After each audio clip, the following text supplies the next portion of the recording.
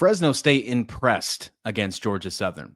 A lot of that thanks is to the running game. There is no doubt in my mind that that running game is one of the best in the Mountain West and becoming that new Pac-12 team in 2026. I really like what they have in the backfield when you look at Donaldson and Luke Ramirez. I even think you put Elijah Gilliam in that conversation as well. Fresno State is super impressive when it comes to running, and they proved it against Georgia Southern. And that's something that was shocked me. I was surprised because they didn't get to do that at all against Kansas. They were held in check against the Jayhawks. So being able to do that and being able to get back on path and kind of getting to the point to where they want to be, their bread and butter in the run game, is super impressive before they get to the Oregon State game this Saturday. As I mentioned in the first segment, I think it's a must-win game for Oregon State. So that means Fresno State, of course, will be tested trying to get themselves to 2-1 and try to become a front runner inside the Mountain West Conference this season. I think you look at this running game, and Oregon State didn't allow a lot of rushing yards in the game against Cal, although Oregon State did lose that game to Cal.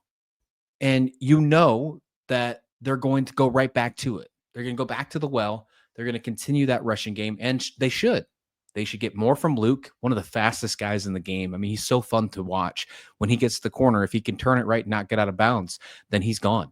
If he finds the corner, I think Donaldson is super impressive. And as I mentioned, I think, of course, you got Ramirez, but I think Gilliam should get more in the conversation as well if you can find the snaps for him.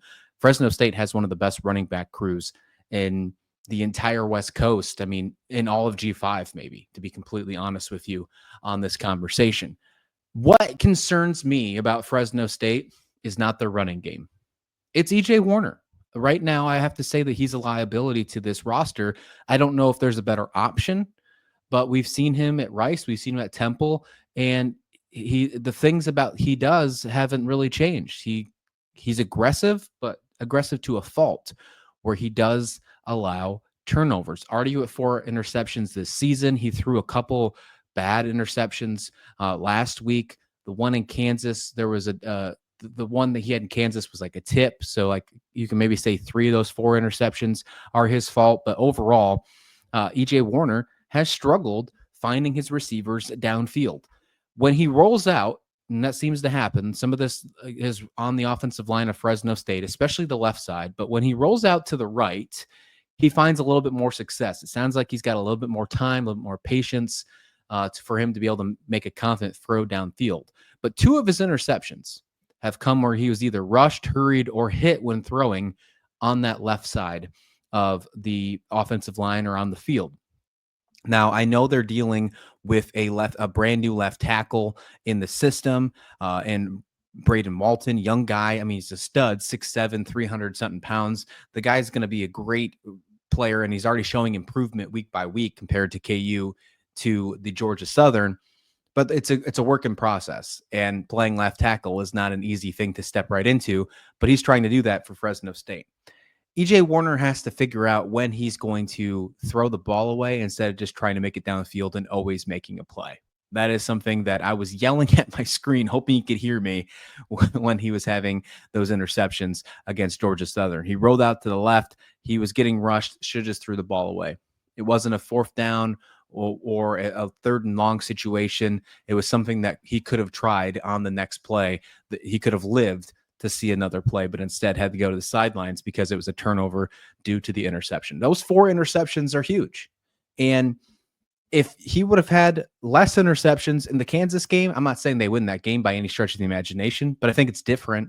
I think you see a little bit more of their mentality. Maybe you get to see more of their running game in KU that can help them explode and get ready for that next week against Georgia Southern. Maybe they aren't an underdog like we thought they were going to be in that game. And then if you don't have those turnovers against Georgia Southern, this game is wide open right off the bat, not just until the second half like it was on a Saturday. If they can find a way, if he can calm and collect himself, focus on the running game, and if it fails, find guys like Freeman and Donaldson and Avitt and find those guys without forcing it and hopefully not rolling out to the left, because that seems where a lot of the problems reside at the moment, then I think they find a way to win this football game against Oregon State.